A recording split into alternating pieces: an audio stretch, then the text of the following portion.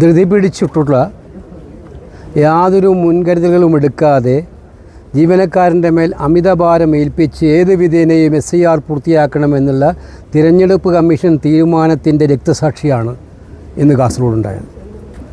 ഇതിന് ഉത്തരവാദി തിരഞ്ഞെടുപ്പ് കമ്മീഷനാണെന്നുള്ള കാര്യം സംശയം വേണ്ട. കാരണം കേരളത്തിലെ ജനങ്ങൾ പഞ്ചായത്ത് തിരഞ്ഞെടുപ്പ് ഒരു ഉത്സവം പോലെ കൊണ്ടുനടക്കുന്നവരാണ്. നമ്മളെല്ലാവരും അറിയാം, എല്ലാ രാഷ്ട്രീയ പാർട്ടികളും ഒരു ഉത്സവം പോലെയാണ് ഈ തിരഞ്ഞെടുപ്പിൽ ഗ്രാമതലങ്ങളിൽ, വില്ലേജ് തലങ്ങളിൽ, ഏറ്റവും ഗ്രാസ് റൂട്ട് തലങ്ങളിലുള്ള ആളുകൾ പോലും ഇതൊരു വലിയ ഉത്സവമായിട്ടാണ് തിരഞ്ഞെടുപ്പിനെ കാണുന്നത്. അവരെല്ലാം ഈ തിരഞ്ഞെടുപ്പിൽ ഇൻവോൾവ് ചെയ്യുന്ന സമയം തന്നെ കൃത്യമായി നോക്കിയാൽ 9-ാം തീയതി പോളിംഗ് ഡേറ്റ് ദിവസമാണ് ഈ BLOമാർക്ക് ഇത് കൊടുക്കേണ്ട അവസാന ദിവസം.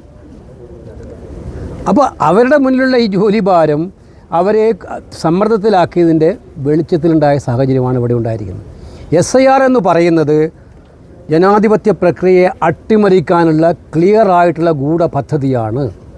തിരഞ്ഞെടുപ്പ് കമ്മീഷൻ നേരിട്ട് തന്നെ തിരഞ്ഞെടുപ്പ് പ്രക്രിയയെ അട്ടിമറിക്കാൻ നേതൃത്വം കൊടുക്കുന്ന കർമ്മപരിപാടിയായിട്ടാണ് SIR മാറിയിരിക്കുന്നത്. ബീഹാറിലും അത് തന്നെയാണ് സംഭവിച്ചത്.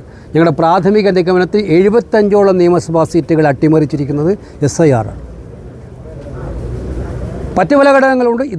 ഇത് തന്നെയാണ് ഇപ്പോൾ കേരളത്തിലും പ്ലാൻ ചെയ്യാൻ പോകുന്നത്. ജനാധിപത്യത്തിൽ സ്വതന്ത്രവും നീതിപൂർവമായൊരു തിരഞ്ഞെടുപ്പ് നടത്താൻ, അതിന് തക്കതായൊരു സ്വതന്ത്രമായിട്ടുള്ള വോട്ടർ പട്ടിക ഉണ്ടാക്കാൻ ഉത്തരവാദിത്തമുള്ള ഇലക്ഷൻ കമ്മീഷൻ തന്നെ തിരഞ്ഞെടുപ്പിനെ അട്ടിമറിക്കാനും തിരഞ്ഞെടുപ്പ് സമ്പ്രദായങ്ങളെ മോശമാക്കാനും ശ്രമിക്കുന്ന ചിത്രമാണ് ഇവിടെയുള്ളത്. ഇതിനെതിരായിട്ടുള്ള ശക്തമായ പോരാട്ടം നടത്തും. ഞങ്ങൾ നിയമപരമായിട്ടും പോരാടും. സുപ്രീം കോടതിയിൽ പോകുന്നുണ്ട്, നിയമപരമായും പോരാടും. എന്തായാലും എനിക്ക് ജനങ്ങളോട് പറയാനുള്ളത് നമ്മുടെ നാട്ടിലെ പാർട്ടി പ്രവർത്തനം ജാഗ്രതയോടെ ഇരിക്കുക ഇതിനകത്ത് എന്നുള്ളതാണ്. ഒരു വോട്ട് പോലും തള്ളാനോ അനർഹമായ ഒരു വോട്ടും ഉൾക്കൊള്ളാനോ വിടാത്തവണ്ണം നമ്മുടെ സംഭവം ഉണ്ടാകും. പക്ഷേ ഈ പഞ്ചായത്ത് ഇലക്ഷനിൽ ഇത് കൊണ്ടിട്ടിട്ട് മനസ്സിലാക്കേണ്ട കാര്യം, രാഷ്ട്രീയ പാർട്ടികളെല്ലാം എതിര്.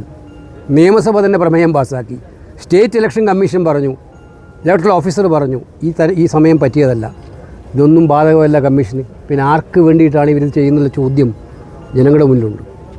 രത്തൻ കേൽക്കർ ഇന്ന് ഈ മരണം സംബന്ധിച്ചുള്ള പ്രതികരണത്തിൽ പറഞ്ഞത് ഇത് സെൻട്രൽ ഇലക്ഷൻ കമ്മീഷനെ അറിയിക്കും എന്നുള്ളതല്ലാതെ ഇതിനൊരു സത്വര നടപടികളിലേക്ക് അല്ല. രത്തൻ കേൽക്കർക്ക് വായടപ്പിച്ചിരിക്കുന്ന ഒരു ഉദ്യോഗസ്ഥൻ എന്നുള്ള നിലയിലാണ്ട് അദ്ദേഹം എന്ത് ചെയ്യാനാണ് പറ്റുന്നത്?